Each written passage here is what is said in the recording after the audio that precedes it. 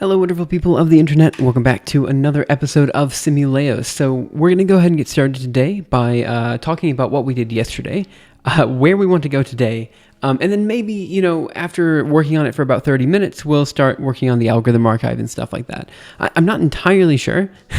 Actually, you're right. Another episode of Leos Labs, not another episode of Simuleos. Episode 3 or something like that. How are you, TS Jost? I hope you're having a wonderful day. Yeah, so let's go ahead and open up Zernal PP, talk about where we're at, what the plan is, all this kind of stuff, and yeah, go from there. So, also before getting started, I do want to take 1 second and show you guys something on Twitch that I found out the other day. Let me go to twitch.tv, and let me just go to browse over here. No, let me go to following. Let me go to categories, and then let me go to science and tech. What am I following? Here it is, Science and Tech. I found a channel on Science and Tech that really leads me to believe that all of these questions about where I should be streaming are just completely pointless, right? Like, this channel proved to me that I'm streaming in the correct category. And it's just, if you keep going down, and you keep going down a little bit further, wait a minute, it's here somewhere. I know it's here. I should be here. There I am, 1 viewer, great. Muy bien, ¿y tú? Sí. No hablo español. A silent tree, hey, how are you? Wait. Oh, where is it? Oh, I can't find it. Oh, okay, look, here's the thing. I found a stream yesterday on Twitch that was literally just ASCII Aquarium. It was just this. ASCII Aquarium. That was it. This was a whole stream. It was just this full screen. That was it. That was the stream. And I was like, wow, that is an amazing stream. Like, I never thought I would see such engaging content on Twitch. I was just blown away, and it was in the Science and Tech category, and because of that, I knew Science and Tech is the correct category to be streaming under. Not worried about it anymore. No worry. No need to bike shed about it. I just thought it was really funny. Like, I was just scrolling down the list of, like, all of the things, all of the streams, and then I just found one that was just ASCII Aquarium. And I was like, oh, is the guy just on a break? Are they going to come back? But no, the whole stream was just ASCII Aquarium. It had 1 viewer, and I was like, who is watching this, But at the same time, you teach their own. Okay, so a couple things to talk about. The first of which is maybe the algorithm archive, and the second of which is the world's fastest fractal generator. Why do you not like science, software and game development? It's not that I don't like software and game development. Actually, the other day, oh no, Pink Emma. It was Pink Emma who said it, I think, but it was with a bunch of other people that were talking. But I think they mentioned that if you're looking for, let me take a step back. A long time ago, like maybe 6 years ago, when I was trying to get people into Twitch, they were all using YouTube. No one was really on Twitch. I could tell them, just go to the programming category on Twitch, and you'll find people who are doing some amazing stuff. That's what I could say. There was also a game development channel back then, or a game development category as well at the time. But at the time, I said, look, go to programming. You're going to find some cool people. To me, I've never been a game developer. I don't really play games. There's a few games I play, like Guild Wars, Digimon World, stuff like that, but I don't really play games too much. I don't really develop games too much. And so for me, I don't really care so much about the modeling side of things. I don't really care so much about, all of the other things that come with game development. And so for me, having a separate space that was programming, that was separate from game development and everything else was really, really essential to finding really high quality content, stuff that I actually wanted to see and watch. And so what I found was that the programming community was just a fun little community on Twitch filled with amazing people. So, going to answer your question, what don't I like about the software and game development community? I don't have any problems with it. I actually think the software and, the fact that Twitch created a software and game development community is perfect. I think they really should have done that. I think it should have been there all along. However, I feel like software development is not what I'm doing, and game development is not what I'm doing. I feel like, programming is, in a sense, what I'm doing, and I wouldn't mind streaming under a programming category. But the category that fits best for my purposes is, in my opinion, science and tech. And that's because, almost everything that I'm doing is more or less academic. I'll be doing research topics, and so sure, you could argue that I'm developing research software, and I would accept that argument, but at the end of the day, I'm not so interested in the software as I am interested in producing new high-quality scientific or academic research results, right? And for that reason, I just feel like the idea of calling it software development it just doesn't feel right to me. It is technically right in a sense, and so I don't mind it. But the other thing is, if you go to the software and game development channel or category, a lot of it, most of it, I would say, is game development. And like I said before, I really liked having a separate space outside of the game development space to do the streams. And the reason for that was that if you have a bunch of people that are used to watching game development streams, and they click on your stream, if people who want to watch game development click on your stream and you're doing programming, or general research or stuff like that, it's very, very hard to motivate what you're doing. Because what ends up happening is people will ask, okay, what are you doing? And you'll be like, well, we're developing the algorithm archive, or, I'm making this animation, or I'm, doing the world's fastest fractal generator, or something like that. Like, I'm doing this type of thing. But the thing is, consistently, a few years ago at least, when the two communities were kind of muddled together, the question would be asked, okay, but why? What is the interesting part about this? And I'd say X, Y, and Z, but absolutely nothing would really make sense to them outside of the fact of outside of this is useful for gaming in this way. So I would always have to take the argument that I was making and kind of rephrase it in the form of gaming. Now, I'm not saying software and game development is like that. I'm just saying that I was burned by that in the past, and I'm hesitant to go into a community that might do that same thing again. Again, it's not going to. I'm almost positive that the software and game development community is quite different than the old communities of Twitch past. But at the same time, I do strongly feel that science and tech fits the purpose of this channel a bit more. It is, in essence, an academic channel. I'm not really doing software development. I'm not really doing game development. I'm doing academic research. I'm writing a book, so maybe in that case art would make sense. And T.S. Joss, like you said, modeling and stuff goes in art. I also agree with that, but the truth is, it's all part of game development. And now I feel like modeling and all that kind of stuff does fit under the software and game development category, where it only kind of sort of fit in the art category, right? So, I don't know. I guess the point is, that's why I'm not against the software and game development community. I actually genuinely feel that was the right move for Twitch to do. I think creating that community was correct. However, it just doesn't feel like the right category for me to stream in. Now, I do admit that the channels that are currently on Science and Tech are also kind of not the right channels for me to be streaming with either. It's watch this duck for 24 hours or something like that. Of course, I don't feel like I necessarily fit in with those channels. In some sense, I feel like I really do fit into the software and game development section because it's more in line with the stuff that I do. But I don't know. It's just, I don't really know where I fit anymore after the category was created. Before, I could very clearly say science and tech. And I used to be able to tell people that, like a long time ago, I used to be able to say, go to the programming category on Twitch. I used to be able to say, go to the science and tech category on Twitch. And you're going to find some interesting people. Now, I can't exactly say that. I can say, go to the science and tech category or the software and game development. Yeah, it's a bit muddled. It's not as big of a deal, but Twitch just needs a streaming from a farm. Yeah, but there is an outdoors. Isn't there an outdoors thing? I swear that there's a wildlife and outdoors section. Wildlife and...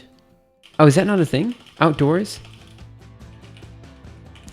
I swear there was an outdoors category. Travel and outdoors, right? How does this not fit under travel and outdoors? Shouldn't... You know what I'm trying to say? Shouldn't the outdoors part of that also fit in for the random 24-hour duck streams, The other thing I was going to point out here is that a lot of the people who do travel and outdoors, who do science and tech, who do even software and game development, actually don't find themselves in any of those categories, but instead find themselves in, I guess I'll go to browse here, just chatting. And that's where I find a lot of people. So a lot of the good, science and tech people. Like, for example, Kit Boga, I feel, is a very strong streamer in the science and tech category. He does a lot of science and tech on his channel. At the very least, software development, a little bit, at least on Sundays, always streams in Just Chatting, and there's a bunch of other streamers who, were at some point streaming in Just Chatting, or were streaming science and tech, and then they just decided, you know what, screw it, I'm going to go to Just Chatting. And then they made very successful Twitch careers in that category, right? And so I guess my point is that Just Chatting is kind of like where all of the non-gaming content goes on Twitch. And that's just how it ends up. Like this stream right here, there's technically a category for fitness and stuff. So why are they not in the fitness category, right? Like, I don't really know. It's just it's a problem when you self-organize yourself. Obviously everybody wants to be in the biggest category because that has the highest, room for growth in a way, although it's very hard to find the channel initially. I mean, like, let's just scroll down here. Like, I've scrolled down just a little bit on here and, we're getting to hundreds of viewers or something like that. So if a channel from science and tech, or one of the big channels from science and tech, one of the big channels from software and game development were to stream on Just Chatting, they would probably find themselves pretty high on the list and would eventually find themselves, moving up pretty quickly. So, Real Sadie, hey, how are you? Oh, it's been a while, actually, since I've seen you on stream, but I hope you're having a wonderful time. Thank you so much for the subscription. Let me go ahead and put single cows in the chat. 1, and now I just need 6 more. 1, 2, 3, 4, 5, 6, 7, I believe. That's right. Thank you so much for the subscription. I really appreciate it. Okay. Anyway, enough bike shedding about this. Let's go ahead and start talking about the 2 things that we're going to do on today's stream. The first is the algorithm archive, and the second is the world's fastest fractal generator. Now, I know I put this in the order of 1 and 2, but actually we're probably going to be tackling this one first. And let me just talk about what it is, why it's interesting, and stuff like that. And then after we finish this, we're not going to finish it, but once we get it to a state where I'm happy with it, we'll then start tackling the algorithm archive. Nice to see you streaming again. Yeah, so I'm going to be streaming way more frequently in the next few weeks. I actually have absolutely nothing to do. I canceled everything, and I'm focusing exclusively on the algorithm archive and Laos lab projects for the next 3 weeks, essentially, until the end of October. So like November 1st is when I'm going to be going back to working with other people again and doing my contracting work. The reason I decided to do that was because, well, I really strongly feel like I haven't really given the channel, the stuff that I'm doing a true shot. And so if I want to make open research a part of my life, if I want this to be the thing that I'm known for, I really got to give it a shot. And so I'm going to do that for at least the end of this year, and we're going to see where it goes. Okay, so world's fastest fractal generator. I'm going to start here by answering a very simple question, which is, what do we consider to be a fractal? Let me go to the algorithm archive and show you what we're talking about when we talk about fractals in this case. Here's that, paste. Okay, so when we talk about fractals, there's a lot of different ways in which you can describe what a fractal is. And we're not going to talk about all of those ways. We're going to talk about one way, and that one way is with something called an iterated function system. These types of systems can generate, images like this one here, the Sierpinski triangle. The way this is done is we, create 3 points in space, A, B, and C, and we create 3 functions. Function 1 brings you halfway towards A, P plus A over 2. Function 2 brings you halfway towards B, P plus B over 2. And function 3 brings you halfway towards C. We can create a superset of all of these functions known as the Hutchinson operator. And then, for the purpose of this animation, because we don't necessarily want to go into, a huge amount of detail here, we're going to create 3 new points, D, E, and F, which are halfway between A, B, and C. And we're going to have each of these create 3 children, which will either move towards A, B, or C according to the functions that we created before. So we get 3 new points over here, and over here. Now, those children will then create more children. And those children will then create more children and more children. And as the simulation progresses, and as these, children keep following these functions again and again and again, you eventually start to recreate the Sierpinski triangle. Now, there are a bunch of different ways in which you can create this image. The way that I showed you right now is clearly not ideal because it involves having one kid that generates 3 kids and 3 more kids and 3 more kids. It just exponentially grows, right? So that's not the best way to do it. But it is a way to do it. And it's kind of, to me, the most intuitive way to describe the problem. There are other ways to create the system known as the chaos game and stuff, which are actually covered later in this chapter. I suggest you read it if you're interested.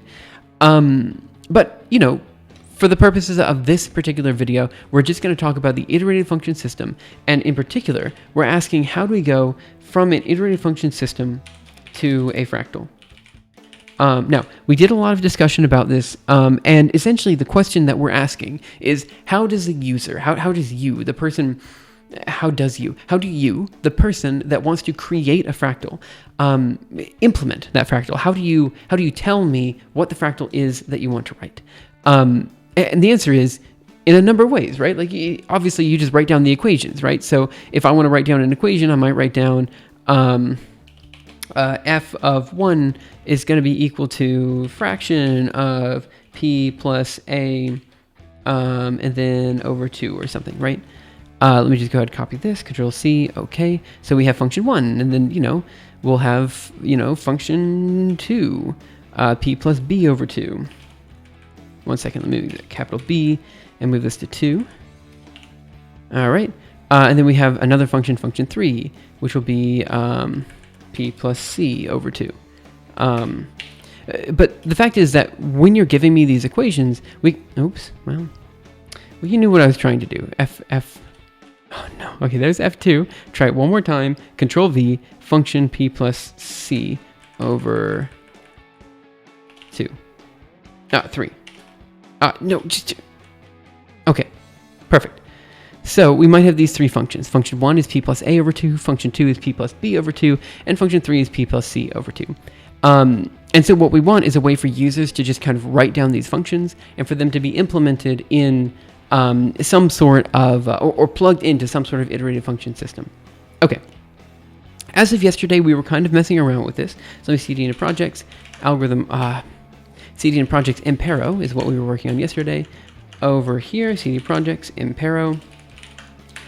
So the easiest way to kind of think about how we might do this is by leveraging Julia's already existing symbolic utilities. So let's do Julia -- project here. And now let me just do using Impero, plots, graph recipes, whatever. It doesn't really matter. Just kind of using some stuff here. Give me a second to let it pre-compile, and then I'll show you kind of what we were working on. So I'm going to create a wrapper for a couple different variables. Here I'm going to create an @wrapper for P, which is the point that we're working with, and A, B, and C, which are going to be the 3 points, the 3 points that we have in our Sierpinski triangle. So A, B, and C right here. All right. I'm also going to create a wrapper for the 3 functions, F1, F2, and F3. Now what I'm going to do is I'm going to create a function system, which I'm going to call Sierpinski, which is F1 is p plus a over 2, F2 is p plus b over 2, and F3 is p plus c over 2.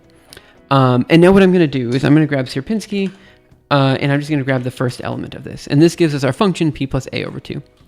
What I can do now is I can actually plot Sierpinski of 1. Give me a second. Hey, Amras, how are you? And this will give us, give me just a second, the exact function that we were working with before, or we were talking about, p plus a over 2. Again, give it a second. But okay, while it's building, let me also say that one of the core tenets, one of the core things that we're talking about here is, is symbolic, right? So the variables that are F1, A, and P are not necessarily defined. You saw me define them as nothings before. We can define them as numbers. We can define them as, big arrays. It doesn't really matter in this case. It's all purely symbolic, right? But what we're seeing here is something known as, depending on how you want to call it, either an abstract syntax tree or an expression tree. And the idea is we have an equal sign for F1 and the division sign, and then the plus sign. So P and A are being added together, and then the whole thing is being divided by 2, and that whole thing is being set equal to F1. The idea is that you can read this or you can compile it in a depth-first way. Okay, so that's kind of what we're working with. I'm good. My significant other is sleeping nearby, so I'll try not to make too much noise. So I'll be honest, my wife is upstairs. And there is no door between where I am right now and where she is up there. So if she walks down and kind of says I'm being too loud, I might rearrange where I'm at right now. But yeah, I know what you're talking about. So yeah, just, I don't know what I'm trying to say there. 2-story apartments. Yeah, actually, we're like coming from Boston. Nearly everything in Barcelona is just remarkably cheap.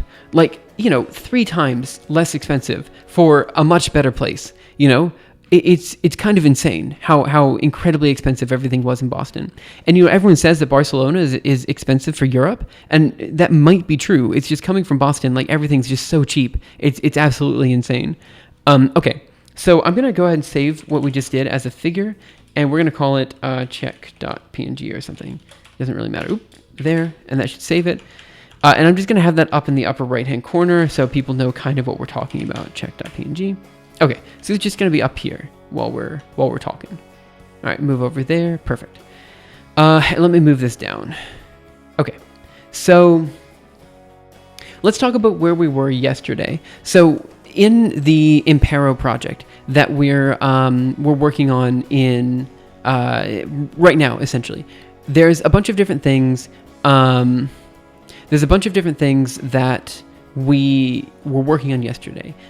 The one big thing was kind of a set of different operators. We had a unary operator for basically like sine, cosine, things like this that take a single argument. We had a binary operator for plus, minus, division, multiplication, which take 2 operators. And then I was also adding in an n-ary operator, which for now, just basically for testing, is just going to be a sum and a multiplicative sum, which is just going to be adding a bunch of elements together. That just means the U.S. housing market is expensive. Just asking whether your stream will be AST Impero to Algorithm Archive or Algorithm Archive to AST Impero, as I need to learn for exams, but I want to be available for the Algorithm Archive stuff. Yeah, so I'm planning to do the Algorithm Archive stuff, I think, in about 30 to 40 minutes. So I was hoping to do it at maybe 5:30 my time, which is going to be in... Right, so the reason I wanted to do it later today was specifically because I wanted to make sure that people in the US could potentially watch it if they were up this early. And so I was hoping to do it a bit later so we could get a bit more feedback on the Algorithm Archive stuff. So at the earliest, it's going to be done in about 40 minutes. So if you need to go study, go do that, and come back on the 30, essentially. So just letting you know that. Okay, cool. So I'll see you in about 40 minutes then. Thanks for stopping by. Okay, so... when we were talking about the different types of operators, let me just mess around here, and I'm going to create a very simple plus operation. So I can do plus, let's go over here. I can do plus of 2 objects, which will say P and A, right? This is going to create P plus A. If I do plus of P, A, and C, this gives me plus of P, A, and then plus C, right?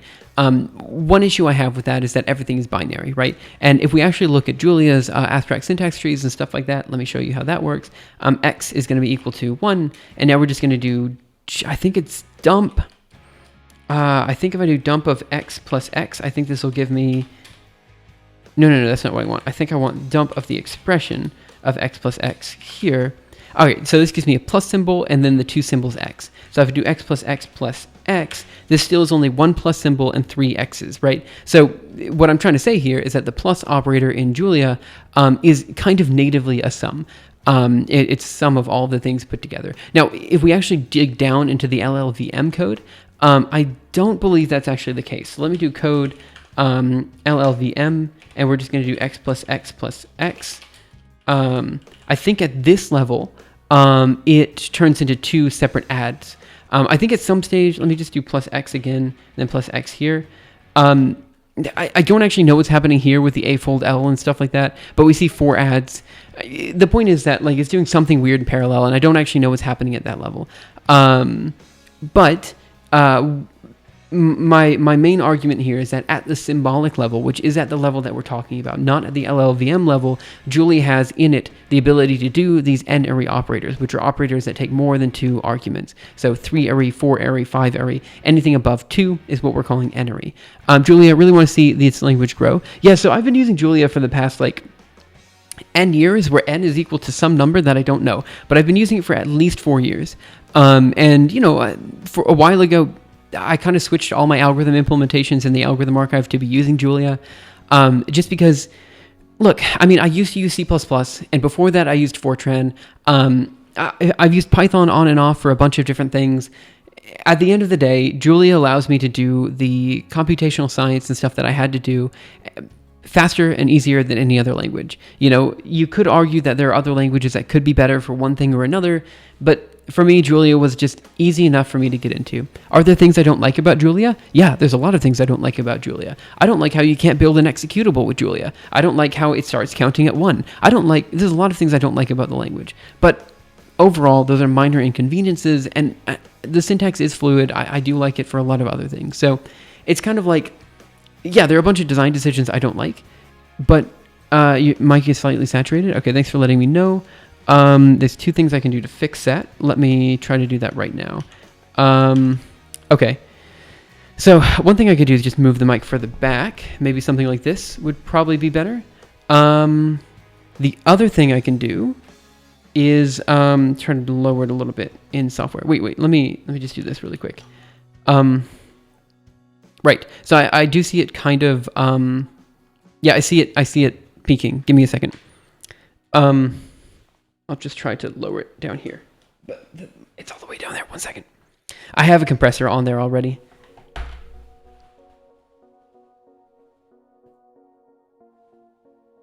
Okay, I turned the dial down. Oh, maybe I have to turn it down a little bit more. Okay, no, maybe that's okay. 1 second. Let me try. A little bit lower.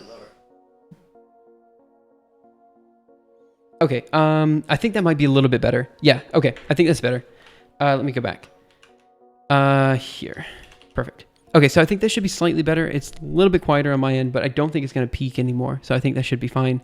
I have a compressor already on there because for various reasons. So I already have the compressor on there. But I didn't want to change it in software when I could change it in hardware. So I decided to change it in hardware instead. Let me actually check really quick to see what my settings are on my compressor. Here we have it here. Let me do open. I do actually have a little bit of digital gain here. Maybe if I just remove the makeup gain and drop that down, and then we go over to OBS here. Okay, so now it should be a little bit too quiet, but I think I can raise it up in hardware. Give me a second. There. Okay, so I think that should... Yeah, okay, I think that fixed it. Let me see if I can save this really quick. File, save. You sound fine? Oh, right, so I increased it in hardware, and then I dropped... Anyway, let's just see if this works. I might still need to mess with it a little bit more. There. If this is still too loud, if this is still peaking every now and again, I can... lower it in hardware again. So I have like a hardware knob and then a software knob. So, okay. So what was I going to say? So here's the issue that we had last time. I essentially wanted to create a plus operator on an array. So if I have a bunch of guys in here, essentially what I want to do is have it so the plus and multiplication operators actually give me plus PAB0 and times PAB1 or something like that. The idea is that I want it to be, I want plus PAB to give me plus PAB, right? So if I want to sum an array and I give it an array, I want it to turn into this. That's essentially what I wanted to do. However, there's this weird 0 that's being added right there. And the reason that's being added is because of something I did a while ago that I completely forgot about. So let me just go to GitHub and let's work on that. Here to GitHub, let me go to Impero. Let me take a look at the pull request. And let's go here. Okay, so the issue came from this file here, abstract core. In my n-array operators, in the abstract core, I actually had it print out a 0 natively, naturally. And the reason I did that was because of the reasons that we were talking about before. I had only really considered a sum, and I wanted the natural element of the sum to be 0, so that, if we add things together, there's just a 0 that's always added. And what I didn't consider is multiplication. So if you have a bunch of multiplicative terms put together, it should be a 1 instead of a 0. Now, I'm not actually sold on this logic. So let me I'm actually going to look at this a bit more in a bit more detail right now. So let's see. Let's just run Julia -- project, and let me do using Impero, and now we're going to go over here and go to VI source. Well, let's just cd into source, and that's going to VI abstract core. Okay, so the reason is that I actually had it, add the 0 to it. Hey Folster, how are you? Hope you're having a great day. Oh, Folster, thanks so much for the subscription. So let's see, that's 33 months. Oh my gosh. Samuel Cow. I know it's super early your time, and I don't really know what to do about that. Wait, what time is it in the US? So right now it should be, 8 in the morning, right? One second. 3, 1, 2, 3, 4, 5. Oh no, I screwed up. All right, let's try it again. All right. 11 a.m. Oh, okay. I thought it was earlier actually. Let's grab this so that I should have. Wait. I think I got this. That's 5, 6, 7, 8, 9, 10. 1, 2, 3. Okay, so now I need 1, 2, 3, 4, 5, 6, 7, 8, 9, 10, 11, 12, 13, 14, 15, 16, 17, 18, 19, 20. And that should be, I think, 33. It looks like 33 to me, I think. Perfect. But thanks again so much for the subscription and the support. I really appreciate it. Okay, so there are 2 ways that we can deal with this random 0 being added in. One, I could just make it so we no longer have this 0 added in at all. Which is totally fine. In fact, that's probably what we should have done to begin with. For n-ary operator and n-ary operators, we have eval function base.show. Wait a minute. Is this only in the show function? This is only in the show function. So the 0 wasn't even in there. Go to a Japanese garden attraction today, of all things. Oh, it sounds fun. Yeah, I hope you enjoy it. Okay, so let's go ahead and mess around with this a little bit. For term and operation.terms, we're going to print IO term and then add a comma. And then for this, I just don't want to add the 0 at the end. So we're just going to remove that. And essentially what we need to do is we need to make it so we don't print out that comma. This is just in the show function. So it doesn't even change. It doesn't even change the underlying logic. What? That's frustrating. That is so frustrating. Have to go. Good luck with the fractal. Yeah, have fun. Enjoy the Japanese garden attraction. Yeah, and hopefully I'll see you around more. Like, I promise I'll be streaming more frequently. This time zone in particular, like this time right now, I should be streaming more. And we'll just see how it goes.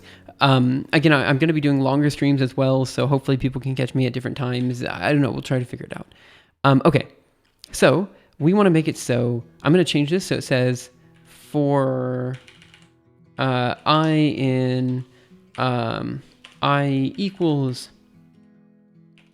1 to length of operation.terms, and we're going to print IO term, and then what I want to say is terms. So dot terms of I. Okay, now here's where things get a little bit annoying. I don't actually know the appropriate way to do this, so I'm just going to say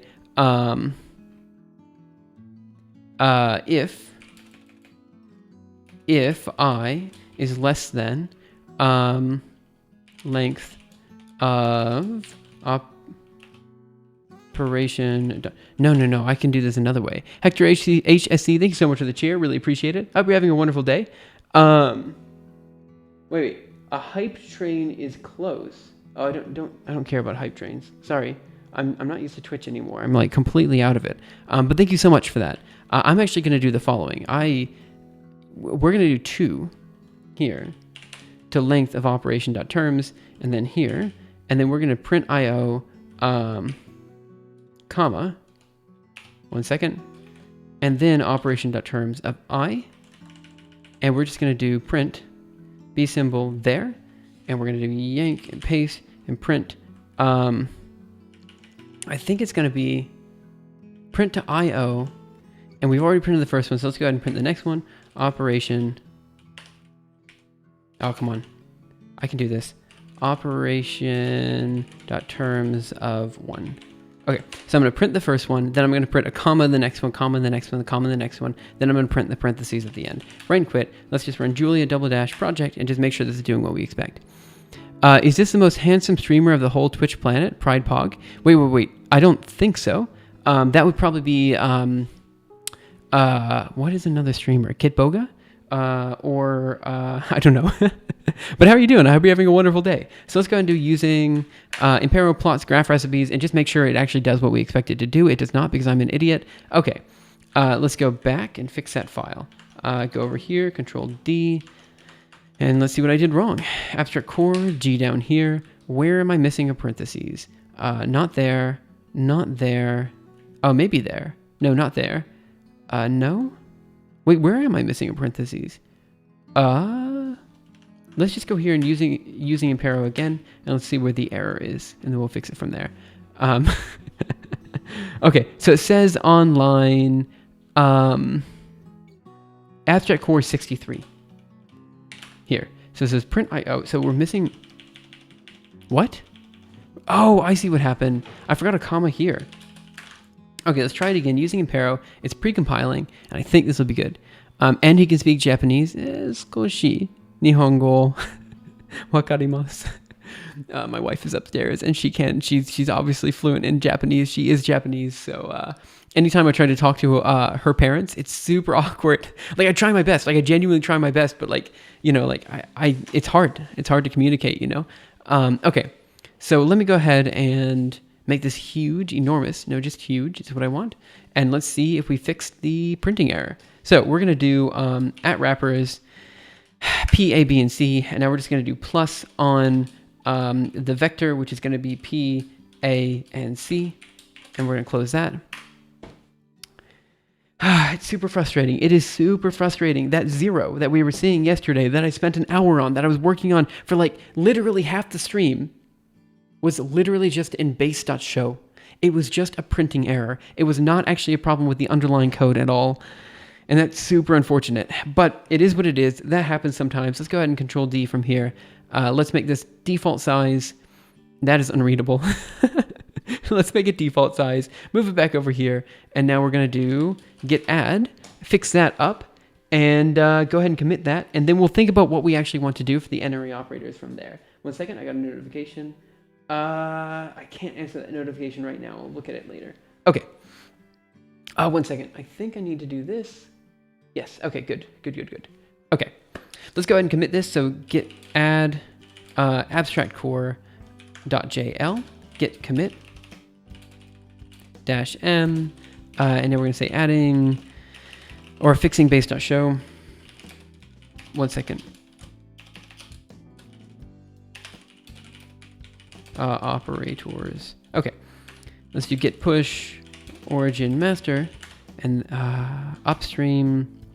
What did I call it? Git branch. Git branch. Finally, it's good. Yeah, I'm so sorry. I spent like an hour on this yesterday and got nowhere. I was banging my head against a wall. Git push origin NRE fixes. All right, upstream. Okay, and then I'm going to mention something on that pull request, and we'll talk about like what we want for NRE operators going forward. I think what I'm going to do is I'm just going to open up Julia and grab something from the REPL really quick. So I'm going to say x is equal to 1, squelch, remove that output. And now we're going to say dump of, that's sump, not dump, dump of, and we're just going to do x plus x plus x in here.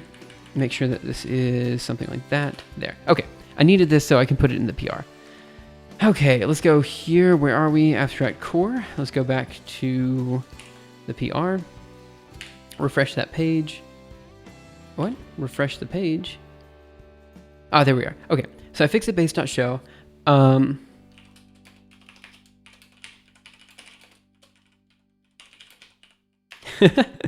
Issue. I honestly don't know. I honestly don't know what we were supposed to do there. Don't remember what I was thinking when I did that. Okay, I do really quickly. Hey, Cuba Dev, how are you? about what we want to do with these operators in the future. When adding a bunch of numbers together in Julia, it's kind of n-ary anyway. And I'm just going to go ahead and post this here, paste it in there. Oh, that's not what I wanted. Kotlin E, hey, how are you? I assume you use Kotlin, right? Okay, so let's go there and paste this here. Okay. I could try to find a way. Let's see what I want to do here. I could try to find a way to, like extend this, the plus and multiply operators, to all be n-ary. This might help with certain optimizations. But I am not sure where I actually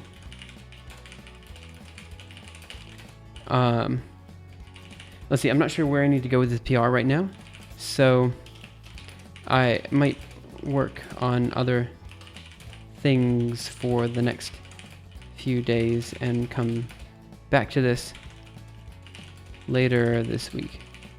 Okay, just mentioning that I actually don't know where we're going to go with the PR. So I fixed the base.show issue. Honestly, don't remember what I was thinking when I did that. Okay, I do want to talk. I do want to ask about what we want to do with these operators in the future. When adding a bunch of numbers together in Julia, it's kind of n-ary in a way. And I need to put a note here. As a note, I think the LLVM code does something different. Does not do this in the same way, but I am not. It does things slightly differently.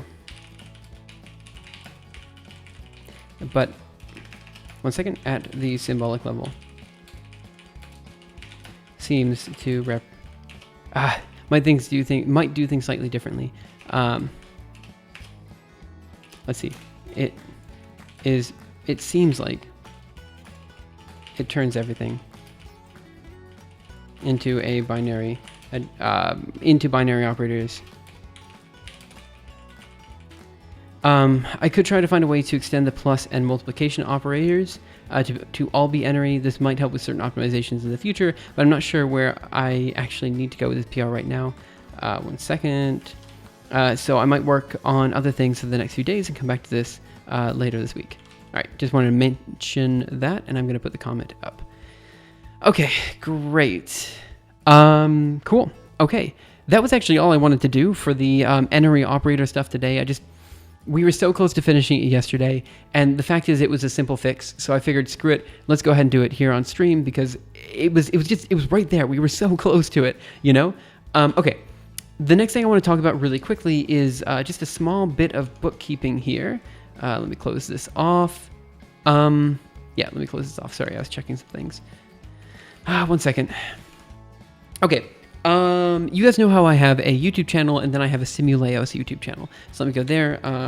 YouTube Simuleos here. I've got a couple problems with this YouTube channel. The first of which is I actually can't upload my streams to this channel anymore since about 2 days ago. I'm not exactly sure why. I don't know if the Twitch leaks did that. I really have no idea. But my streams I can't back them up here anymore. Also, why do I have 3 PhD attempts web devs on here? What happened there? How did that happen? Okay, well, anyway, that doesn't matter too much. My point is that there's something going wrong with the uploads, and I don't know how to fix that. I could download them locally and then put them up to YouTube, or what I might start doing is have all of the videos as like an unlisted playlist on my main channel. What do you guys think? Like, should I just kind of like put this channel on the back burner for now, like just not upload my streams here and instead just have them all as unlisted videos on the main channel. I mean, what do you guys think? I really don't know. But right now I'm struggling. Like the just export to YouTube function doesn't work on my Twitch channel anymore. And I think I can get it to work on my main channel, but I don't think I can get it to work on the Simuleos secondary channel anymore. I just wanted to see what you guys had to say about that.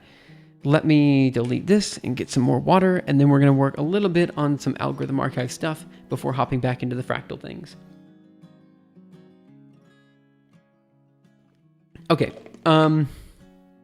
for the algorithm archive, there's a quick PR that we can go ahead and merge right now, and then we'll start working on other things. So let's go here, github.com, down here.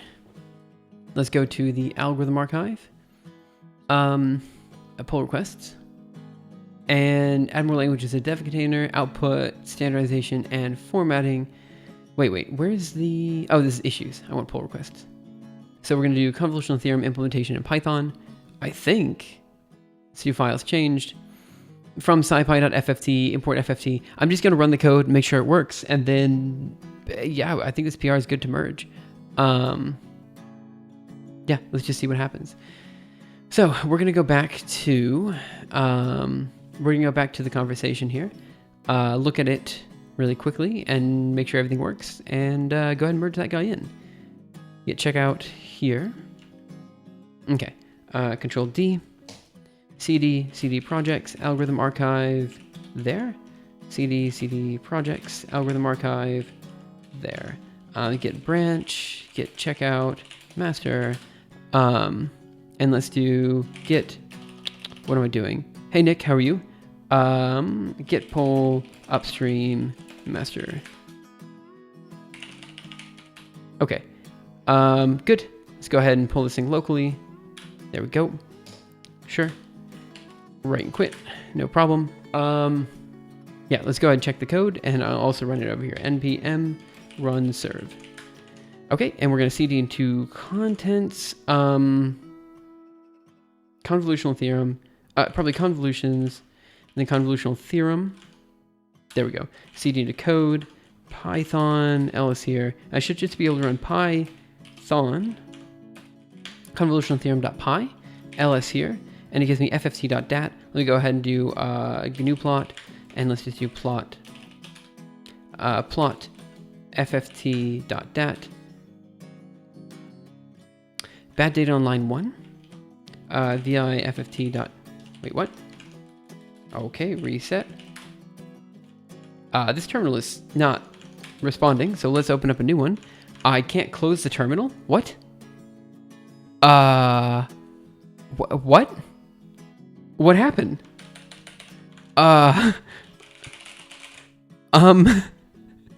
Okay. All right, not sure what happened there. Open up a new terminal, let's go. Huge, over here, CD projects, algorithm archive, contents, what am I doing? Convolutions, convolutional theorem, and now we're gonna do CD Python, code, Python, there we go. I can't right now, but plus issue for adding how to use Docker container and how to contribute. Oh, that's fair. Yeah, let's go ahead and write that into the issue in just a second. So let me go into vi fft.dat. I see the problem here. Okay, this is actually not plottable, and I'm not entirely sure why. So let me cd back, cd into Julia, L is here, and let me do Julia convolutional theorem.jl. Okay, Julia, add fftw, and let me see what the output for the Julia package looks like, and then we're going to try to figure out what's going on with the Python code. I was so close to just merging it, but okay, let's do files changed. I think it just has to do with the output. The FFT output here, I think, needs to be... I think it needs to be cast onto a real value.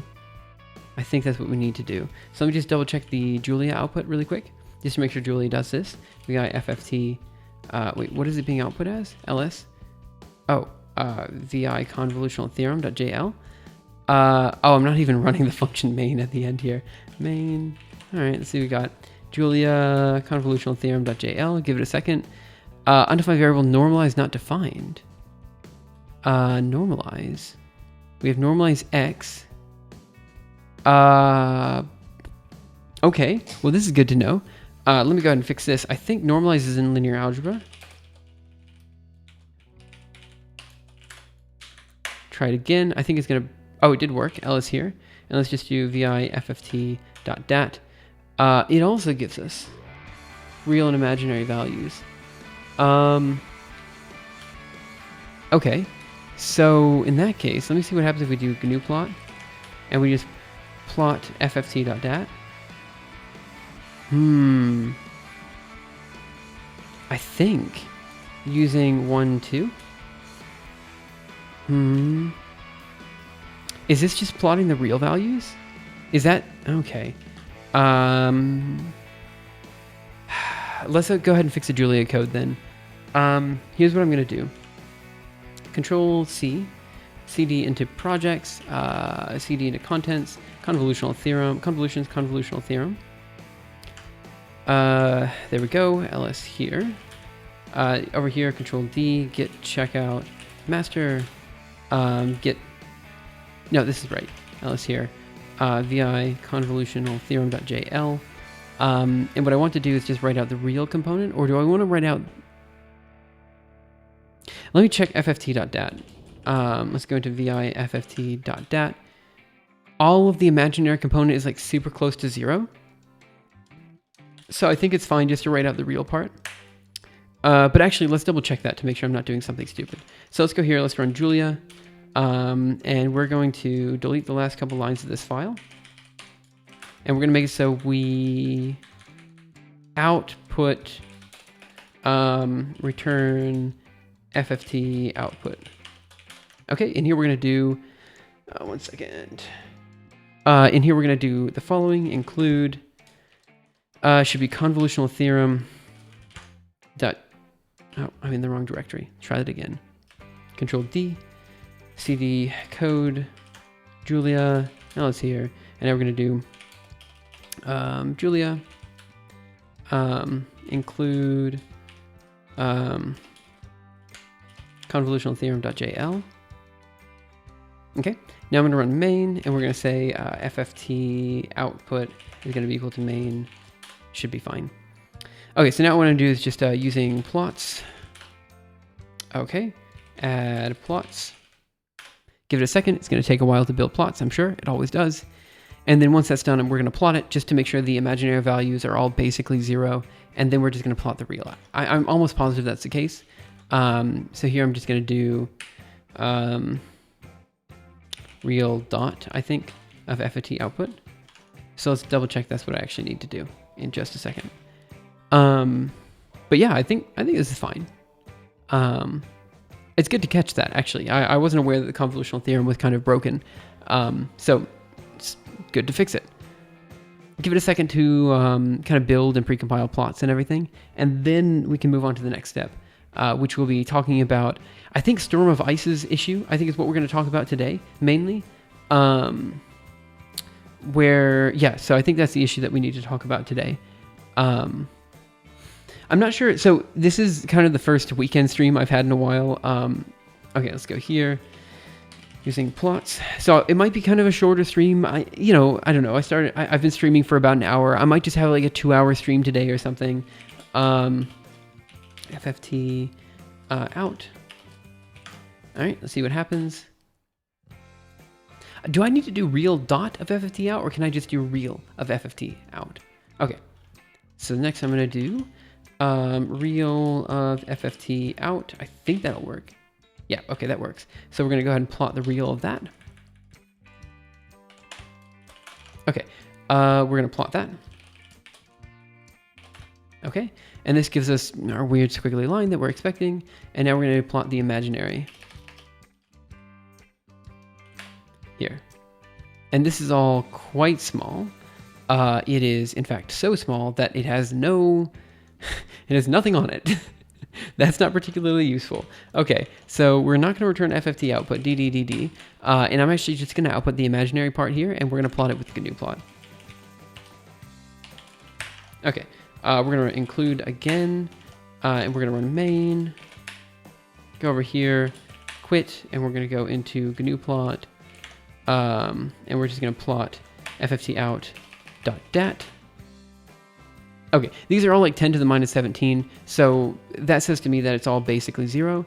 Go in here, and I'm just going to say, hey, Press1311, how are you? So let's go here to our real, and I'm just going to put a note in here.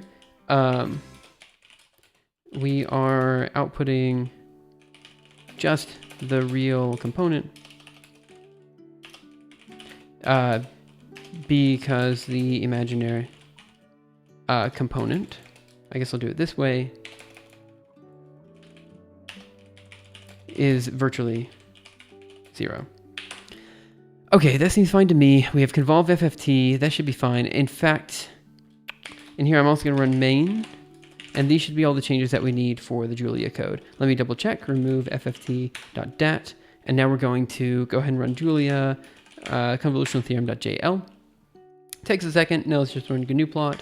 And we're going to do plot of fft.dat. I think that's fine. I showed a YouTube video of yours to my friend. Wait, what do we have here? At UIUC, and it inspired him to do his dissertation on code quality and reproducibility in academia. That's actually super cool. Could you, I mean, look, I'm not saying you have to, but I'd love to read that if you could. I was just looking into some Rust code. Oh man, Rust code. I know nothing about Rust code. Okay, let me double check to see what we're actually running here. We are running... Is this actually what we're expected to get? This is a... What are we convolving? What are the two signals? So we have X, which is just random. That's not super reproducible, is it? But it's fine. It's fine for now. Should we change this so that it's... Should we change this so it's not just a convolution of a bunch of random numbers? Or maybe I should just leave it as it is. Let me see. What was the test that we did in the other chapters? So let's go here to the algorithm archive and let me take a look at the convolution 1D chapter. I don't think the test was a test of just rand, was it? 1 second. Come on. Go down. Okay, never mind. I can't do that. Screw it. Let's just keep going. Pressure up. Pressure's up. Thank you so much for following. Really appreciate it. He's still working on his PhD. I'll flag him though. Oh, it's a PhD. Super cool. I'm quite interested in that. For the code associated with this chapter, we'll be using the convolution to generate a few files for the full convolution, along with periodic and simple boundary conditions. My question is, do we actually use... What? Oh, the C#. That's why I was confused. Okay, function convolve cyclic. Let me take a look at main here. So we're expected to get these outputs. As a test case, we've chosen to use two sawtooth functions, which should produce the following images. Okay, so we've used two sawtooth functions, and I guess we should use the same inputs here.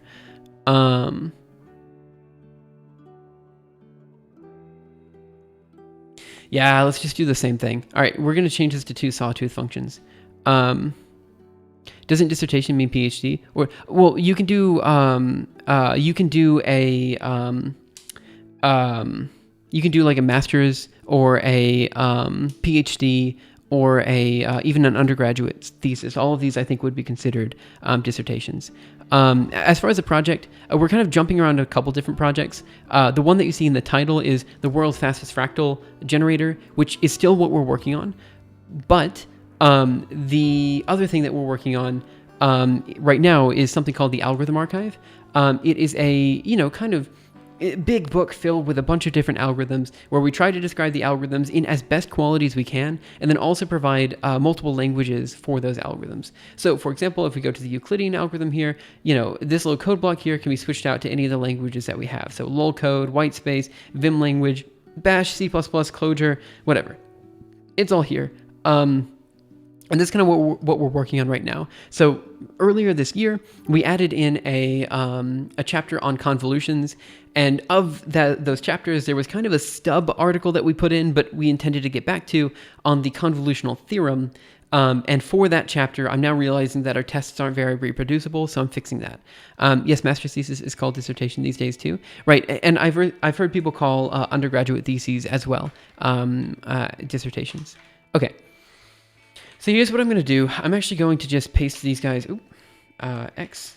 I'm going to go back to convolutions in 1D, and I'm just going to grab what we've considered to be X and Y here, and I'm going to put them into the code there. So we're just going to convolve two sawtooth functions. So simple linear, full linear, and then cyclic. And we should hopefully get the cyclic image out. And let me just double check to make sure that's what we get. So let's grab this guy, sawtooth functions for X and Y. Open, paste, perfect. Delete some of these lines in here. Write this, go over here. And now we're just going to run Control D, Julia convolutional theorem.jl. I need to think really quick. Give me a second. We should do GNU plot.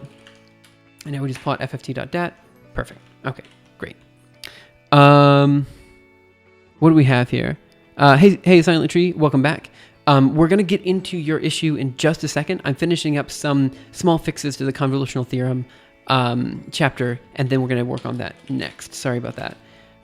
Back into one more directory, vi convolutional theorem.md. Move down here. Okay. What do we have here?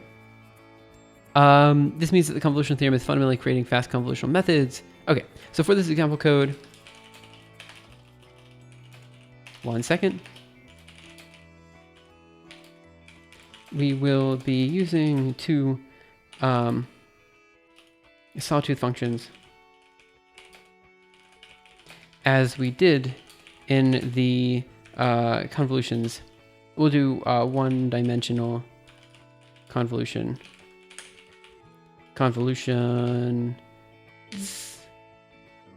chapter. I think it's 1D/1D.md, and the chapter on one-dimensional convolutions. Okay. Let's see. Let's go ahead and change that to a colon. That'll work. And then this should produce the following result. Let's go into. Should be fine. Is there an image in here? There is not. So let's go into vi back 1D, 1D.md. There's an image right there, which should be fine. Let's see, where did I put the images that it should be? So it should be, ooh, hello there. This guy is what I'm looking for, yank. And I believe we need to center that guy, but I think to center it, we just do this. So let's do yank for yank. And just grab those guys. Quit. I need to think about how I'm doing this. Convolutional theorem.md. This should produce the following output. Where are we? Here it is. This should produce the following output. And we're just going to paste this in here and make sure we get the right image.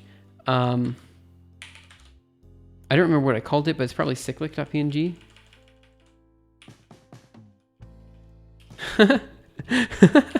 Never mind. ls.res cyclic.png. Let's do Mirage. Perfect. Let's go to 1d.md. There should be for cyclic.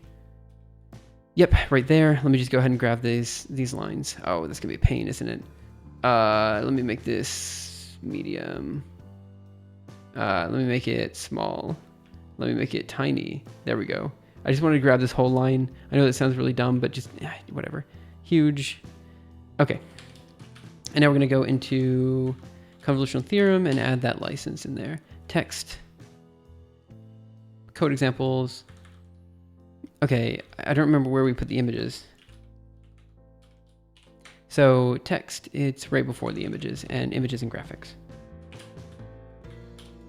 Go down here, and we're just going to do up here. Is it 5? And that should do it. Okay. 1 second, let me double check. 1d.md, move up a little bit. Images / graphics, 1, 2, 3, 4, 5. That should work. So we're gonna go over here, Control D, cd back a few directories, build the algorithm archive, and make sure it's working. npm run serve. What's the right term for a PhD in progress student? PhD student is fine. You know, some people like kind of have a distinction between PhD student and like a PhD researcher or something. There was like some small distinction at OIST between like PhD student and PhD researcher or something. I don't really remember the details.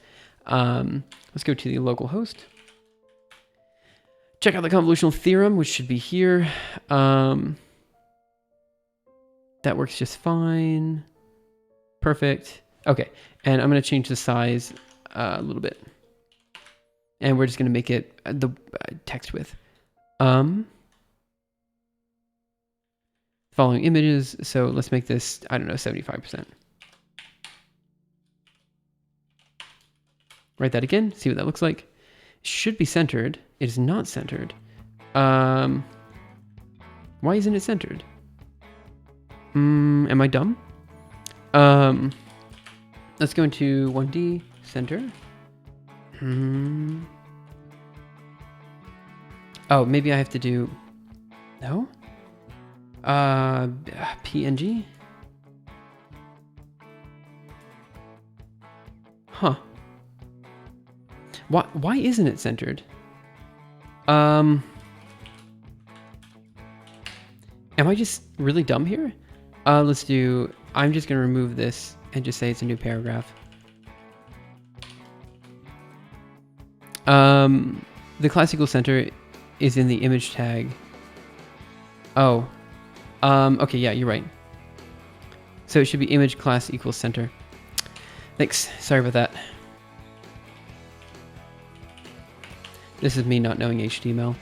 Okay, we'll go down here. Perfect, that's centered. Looks good to me. This should produce the following output. Example code, everything else looks good to me. So let me just do an A spell really quick, just to make sure it's fine.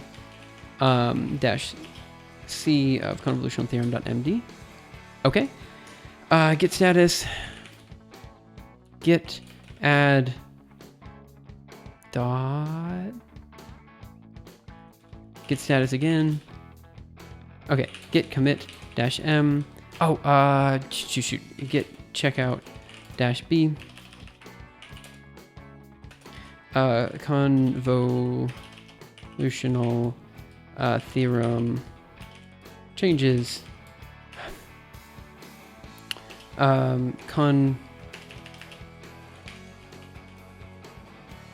What am I going to call this? Theorem changes. There we go. That's what I'm calling it. Let me do ls on code. 1 second. ls here. cd or ls on the code directory. We have a Python.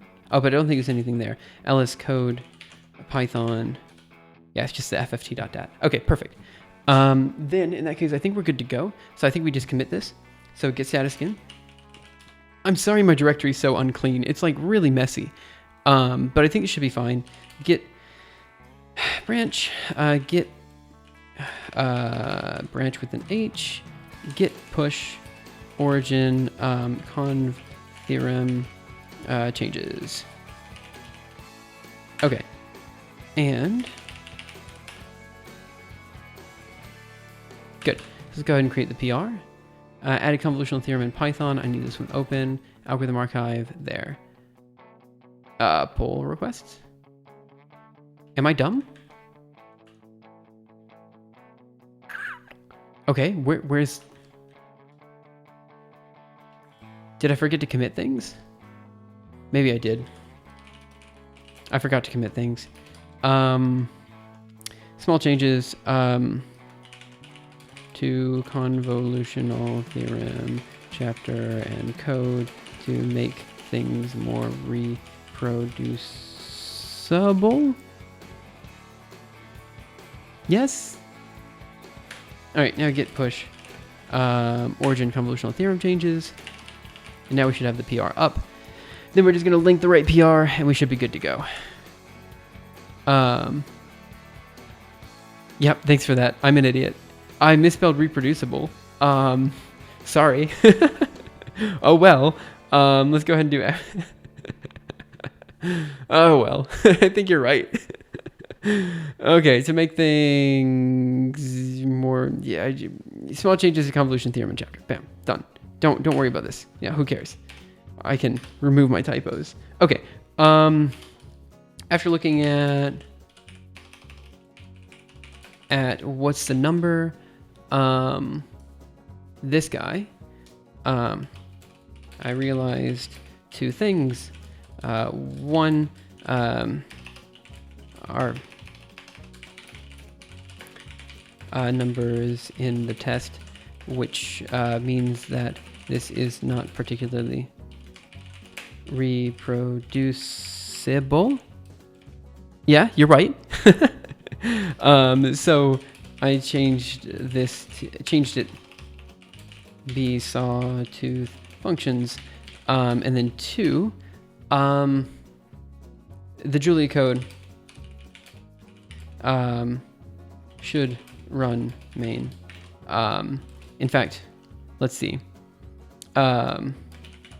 Everything should probably be in a test set. Test set of sorts. Yeah, actually, we probably should put everything in a test set. Okay. Should run main and produce the output.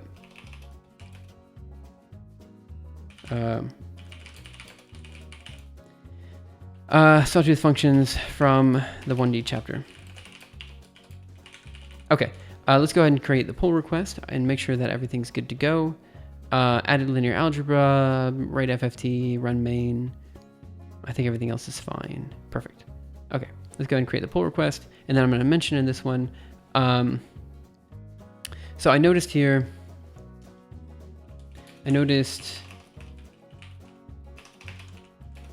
that I could, one second, plot the output, which led to me slightly changing the Julia code to output only the real values and convolve to sawtooth functions. One second, functions instead of a Gaussian and random distribution. Good. Okay. Would you also be able to make these changes? There we go. I need to do this, which is going to be that. Okay, great. Good to go. Did this change or affect the 1D convolution chapter? It did not. It made it so uniform, yeah, random. I mean, you guys know what I mean. Thanks to the anonymous bit, it did not change the 1D chapter. We actually changed the convolutional theorem chapter to match the 1D chapter. So we just made it more consistent. That's what we did. If you guys don't mind, give me just 2 minutes and then I'll be back and we can talk about the next algorithm archive issue, which should be tackling some of the issues that we were talking about yesterday, dealing with like reproducibility and stuff like that. In particular, I wanted to tackle the issue, I think this one, like standardization of the output and all that kind of stuff. So Gaussian is random too. No, Gaussian is definitely not random. I mean, like, so, okay, I don't know why. Okay, Gaussian is definitely not random. Random distribution is just a set of random numbers, right? So, like, yeah. Like, yeah, uniform distribution is another name for it, I guess. But I've always called it a random distribution. So, I mean, maybe I'm the one that's wrong here, but I always call it a random distribution. let's see. Uniform. I mean, you're right. Probably I should be calling it uniform, but you can predict an outcome of a Gaussian trial. If you can, that would not be right. Wait, I guess I don't understand what you mean in this case. I'll be right back. Give me 2 minutes, and then we'll start working on the next PR or issue rather. So give me a second, and I'll be right back. Wait. I need to check something. Okay, good. I'll be right back. Sorry about that.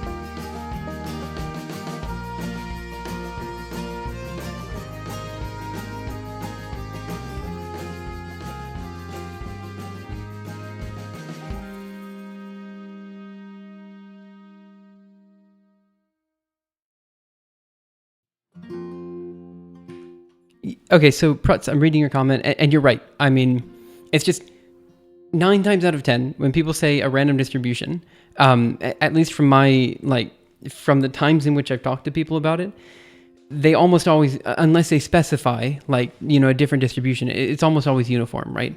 So to me, at least from the people I've spoken to, and again, I don't usually speak too much to mathematicians. I usually am speaking to computational scientists and stuff like that. It's usually assumed uniform, I guess, is the answer to that. But you are right that I should be more careful with the terminology I use here. And I mean, maybe I should go through the algorithm archive and check to make sure I wasn't kind of laissez-faire about that. But yeah, I need to. I should check that. You're right. I should make sure I say random uniform distribution because you're right. Okay. So, sorry. I mean, I just don't know what to say. It caught me off guard again. Okay. So what I want to look at right now are 2 different PRs that were pulled up by a silent tree here in chat or Sturm of Ice on the algorithm archive, which are standardizing implementation input and output standardization. At parties, they call some particular distribution random, and I don't know which one. I guess that's fair, but when you think random, you usually think random or what is it?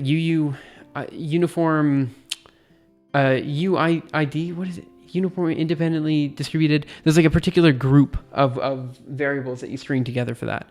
864 is the important one. Yeah, so let's talk about this now. Output standardization formatting. Okay. So we talked about this a bit, and it's been a while since I looked at this because, quite frankly, I was just busy moving and all that kind of stuff. So let's go here. So what this PR is doing is it's essentially taking the output of all the different files, and it's making it so that they're standard, so that we can do not performance testing. Well, kind of. We're doing integration tests of sorts to make sure that the code is actually producing correct results. This is going to be super useful for reviews because we can just check to make sure that the code is producing the right output, and that's an immediate Like, that helps so much. It means that I don't have to run the code locally. Well, I mean, I still should run the code locally, but it means I don't have to.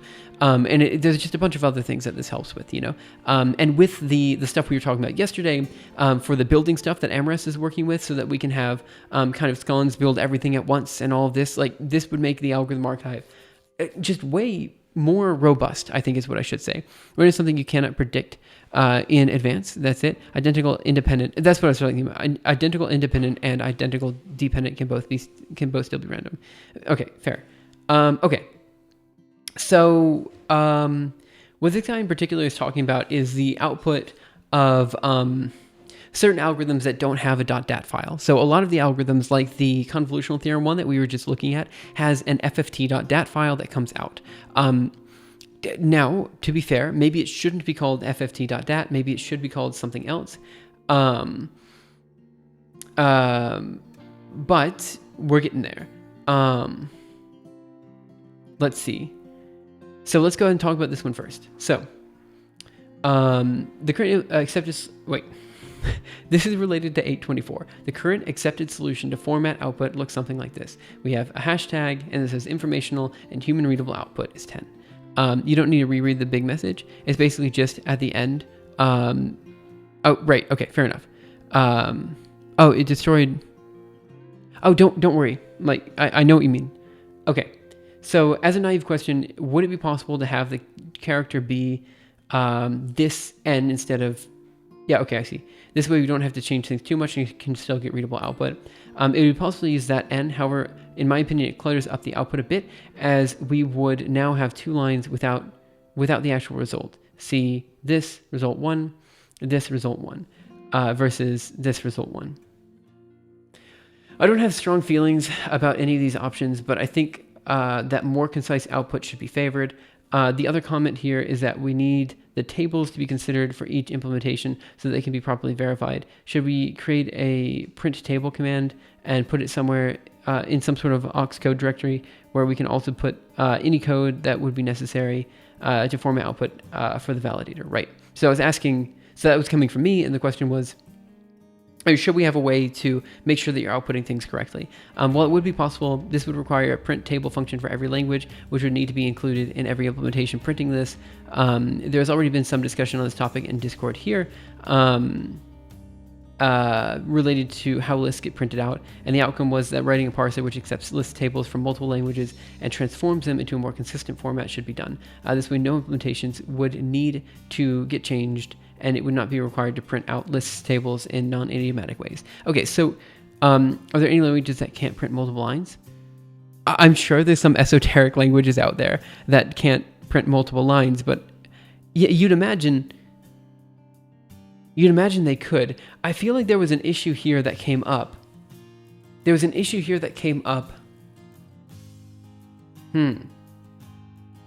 I don't remember what the issue was, but there was an issue here that came up where, like, there was an added space in some language where there wasn't a space before. Maybe it was Fortran or something like that.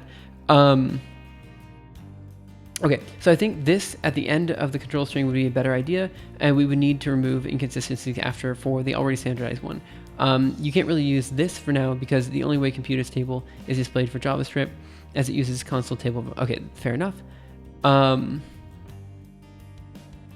So what I was worried about, and the reason I didn't want this on the same line was because it means that the whole table is shifted, and it means that, year, for example, now you have to look over a little bit, and then Servois isn't on the right number, and then Easter isn't. So basically, the tabs are all messed up now. Are you old enough to have dealt with Fortran? Oh man, my first research projects were in Fortran 77. I actually am a big fan of Fortran. I really do like it. Is it perfect for everything? Definitely not. But for scientific computation, it's pretty good for what you want it to do. So I'm personally leaning towards this one. I realize it adds an additional line, but I'm leaning towards it because it means that it doesn't make the table all wonky. That said, I think if we know that that's there, we can just add an additional tab. Maybe we just add an additional tab, and maybe that's the answer. okay, something was happening, and I don't know what that thing was. I heard like a loud squeaking noise somewhere. I'm not sure if it was happening outside or not. So right now, there's actually a holiday happening in Barcelona, and so like, yeah, right now there's a holiday happening in Barcelona. So, like there were fireworks and everything last night, and like there's a band outside. It's kind of crazy. So, if you guys hear anything, that's the case. Leos is like 67, but he regularly quaffs age reversal potions. Yeah, that's exactly what I do. But yeah, no, I definitely have like old man opinions when it comes to programming. Here's what I was saying. I didn't do a good job explaining, so let me just show you. TD, CD projects, algorithm archive, convolutions, contents. What am I doing? Compute us here. Perfect. Okay, so I'm going to do CD code, CD Julia, ls here, and we're on Julia. GaussEaster.jl. So the issue with this is that now the year here, oh, we already did this? Let me check something. Git check status dot. Oh, okay. Yeah. So what we have to do is go here. No, you get diff. Oh, I must have just been messing around with it. So we're gonna do vi GaussEaster.jl, move down here. It just means that I need to add an additional tab here, is what I need to add the tab to there. So now we do Julia Gauss Easter, and now year is all in the same column, so raw number is all in the same column, and Easter is all in the same column. That's what I was trying to say. Let's see. I missed a lot of things here.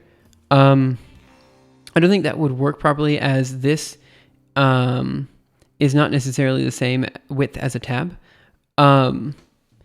Right, like that was the terminal formatting thing. Was just why I was thinking if we could have the hashtag or whatever on one line above and then just do a new line. That was the reason why I was thinking it would help us with the formatting just a little bit. But that's all. I mean, if we know that this is there, then it's not a big deal at all. Like, just screw it. Just add the tab in when you make the table to begin with, right? Do you like Spain so far? I mean, I like Barcelona more than I like Boston. That said, I didn't really like Boston, so that's not saying too much. But Barcelona, well, to be fair, Boston was quite nice. For a city in the U.S., it was quite nice. It's just that at that time in my life, I was just stressed about everything, and it just wasn't a good time. That said, it was a nice city. Let's see. Oh yeah, the Barcelona fireworks day is scary. Is it always that way? Is it just one day? Because like technically, I thought the holiday that they're celebrating is on Tuesday, and it's currently Saturday, and they were shooting fireworks off on Friday, and also technically on Thursday. So I was trying to figure out if it's like an all weekend type of thing. So like every day is super loud. I mean, there's definitely a band that's playing like right in the square next to our apartment. So I don't know. Yeah, the Barcelona fireworks day.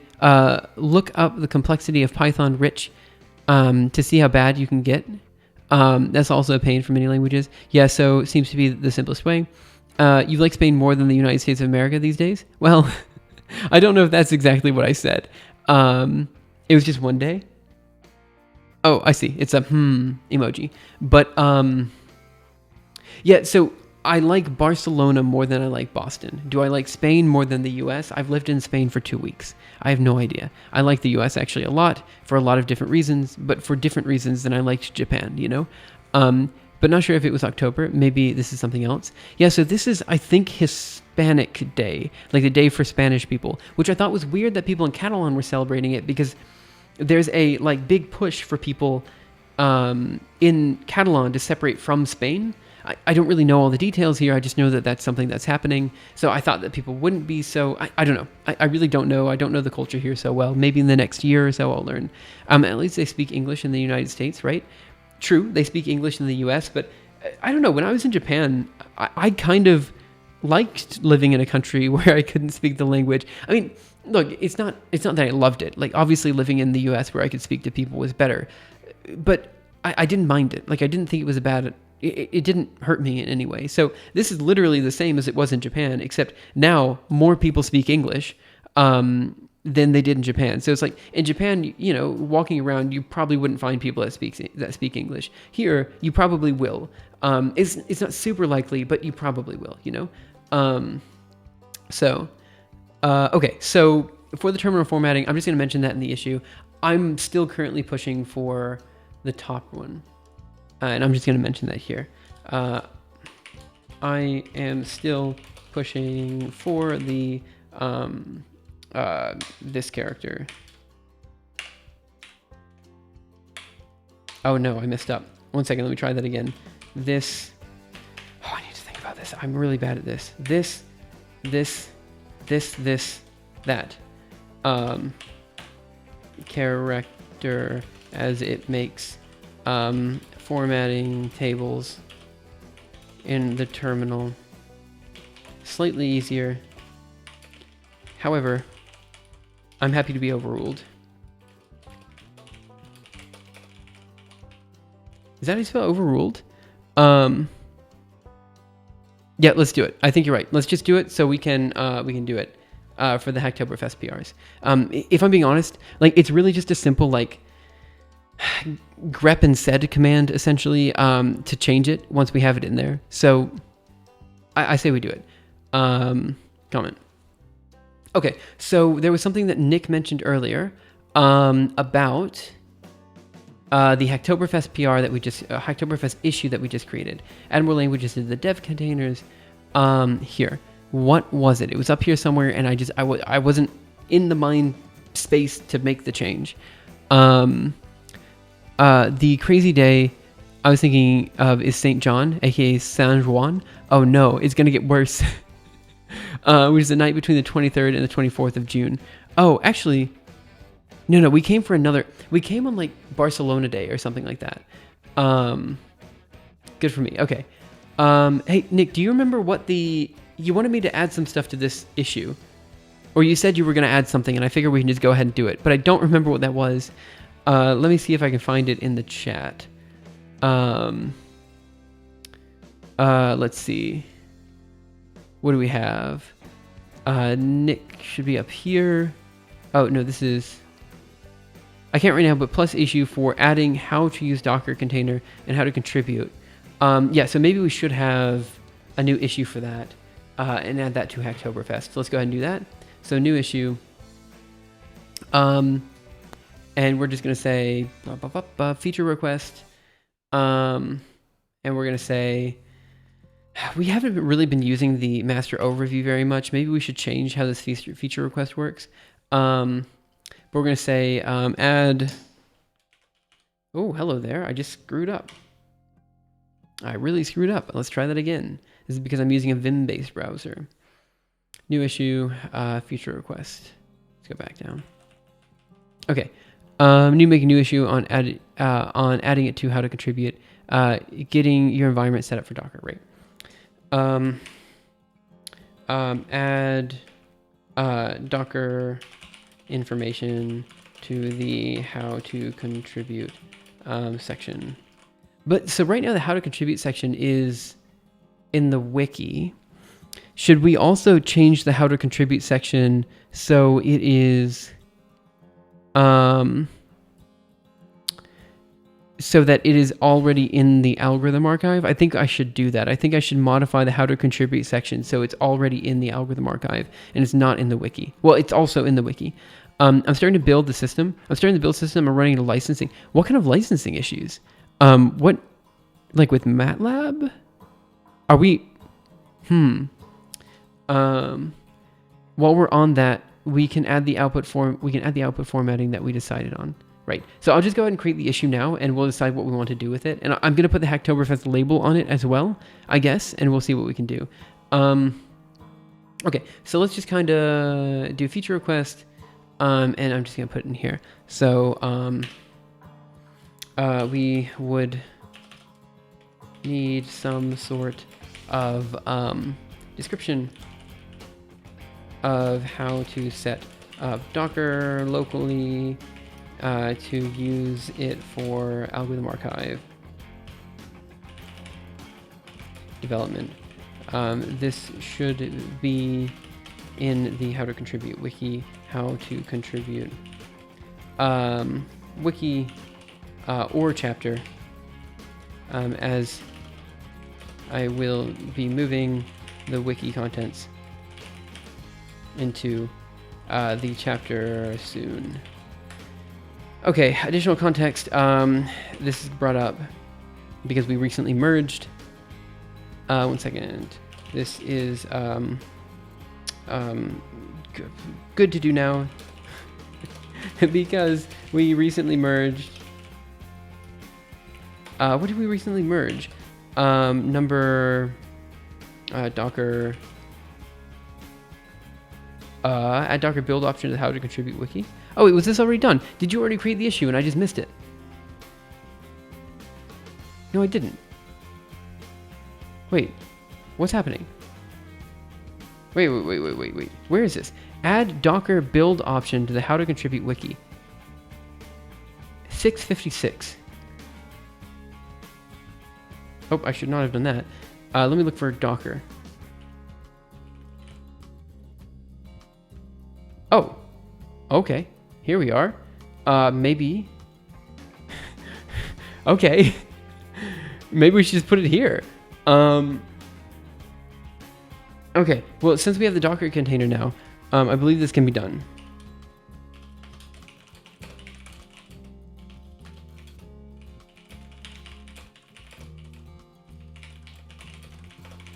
Okay, so since we have the Docker container now, I believe this can be done. I am adding a Hacktoberfest label to this. Is that okay? It's from a while. I'm sorry. I'm not very good with Docker. I meant to put the scon script as it is without licensing inside, making it default to MIT or something else. Wait, what's going on now? So do I put the scon script as it is without licensing inside, making it default to MIT or something else? I think it should default to MIT, shouldn't it? Right? How did I miss all this chat? I don't know what happened. I missed a lot of chat. See, Silent Tree, have a wonderful morning? Have a wonderful day. I actually don't know what time zone you're on, but have a great day, whatever time it happens to be your time. I'll catch up on chat in just a second. No, actually, I need to catch up on it now. While we're on that, in the how to contribute wiki, I think this can also be added to the how to contribute chapter, because I will be adding in the wiki contents to the chapter soon. All right, let's go ahead and comment on that one and add the Hacktoberfest label there. Labels, let's do Hacktoberfest. Perfect. Okay, this isn't the best way. I mean, we already had the issue, so I feel like, okay. Oh, you're in my time zone. Okay, well, have a great evening then. Let me catch up on chat because I missed a bunch of it. Here, let me grab this image. Oh, .mp4. All right, let's take a look. What do we have? There. Ooh. Okay. Make it quiet. Yeah. I feel like this is kind of what it was like 2 nights ago, honestly. Oh, and we need to add that, right? So let's go ahead and put that on the issues as well. This one? No, it's not that one. It's the other one. That one. And then we need to say, also note,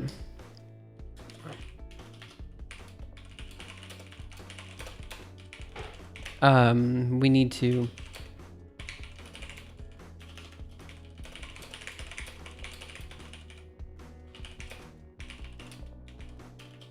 as well. Nice catch. Okay, comment on there. Okay, let me catch up with chat. You saw me nitpicking on things in this chat quite a few times, right? Now you can imagine how difficult I am to deal with in a job. To be fair, I think nitpicky people are great people to have in a job, like actually to work with in general. Sure, okay, maybe nitpicking gets annoying sometimes. I mean, it does. But at the same time, it means that the work that comes out is higher quality than it would be without the nitpicking, right? Like, you'd rather have someone tell you, like, would you rather have a friend that tells you have, chocolate on your face, or not have a friend that tells you have chocolate on your face? Like, I would prefer if someone tells me I have something on my face than not. And a nitpicky person is a person that would do that, right? And that's kind of the way I see it. Like, specifically with the stuff about the uniform distribution, you're completely right. I mean, like, I need to be clear about, what type of random distribution we're working with. And that's something I've been quite hand wavy about. So I'm 100%, like, with you on that type of stuff. I meant to, right, 2019, have to go, add, yes, so I think I did that. Catalans do like their partying. Yeah, I'm noticing that. I've only been here like a few weeks, and I've been noticing that there have been a lot of holidays for different things. Okay. Right. So I did a super long stream yesterday. I'm not saying that I'm particularly burnt out, but what I'm trying to do is make sure I'm mitigating the amount that I could be burnt out. And I think actually this might be a good place to close for now. We fixed the issue that we ran into yesterday. As far as outputting a 0 at random with the n-array operator. So that's done. And we've also done a bunch of algorithm archive work as well. So we've done about an hour of one, an hour of the other, a little bit less than an hour both times. So I think this might be a good place to kind of wrap up for now. And then we can come back tomorrow and hopefully do a bit longer of digging into the fractal flame method and stuff like that. I'm so sorry, Clive. You came right when I was about to end for now. It's just a short stream today. It's the first weekend stream I've had, and there's a holiday and all this kind of stuff. So good job. Have fun shooting off fireworks. I'm hopefully not going to be shooting off any fireworks. But yeah, it's been a good stream. Thank you guys so much. Let me see. I can watch the recording. Yeah. Again, as far as the recordings are concerned, I don't know where to put them right now. Because I actually can't put them to my secondary channel. I'm going to try to figure that out tonight. So it might end up being that they turn into an unlisted playlist on my main channel. That might be what I have to do. I'm going to figure that out tonight. I've been trying to figure out where to put them and stuff. And for some reason, Twitch no longer allows me to transfer the videos from Twitch to YouTube. Or rather, it no longer allows me to transfer to my secondary channel anymore. So, but you can definitely, watch it where TS Josh says. Let me see who's live and who we want to raid at the end of stream. We can do Lana Lux again. Yeah, let's do Lana Lux again. Yeah, let's do that. So we'll start the raid on Lana Lux. Raid, Lana Lux. Okay. Thank you guys so much for coming in. Have a wonderful day, night, afternoon, morning, evening, whatever time it happens to be your time. And I'll see you guys around tomorrow for the next episode of Leo's Labs, where we focus on probably the fractal flame method, and hopefully getting what we did today and yesterday working. So like basically having an iterative function backend for the equations that we're typing in for the stuff that we did today. Again, I'm going to spend probably an hour at least working on the algorithm archive. I want to make that a regular thing. So we'll see how it goes. Thanks again, guys, for coming in, and I'll see you next time. Bye, guys.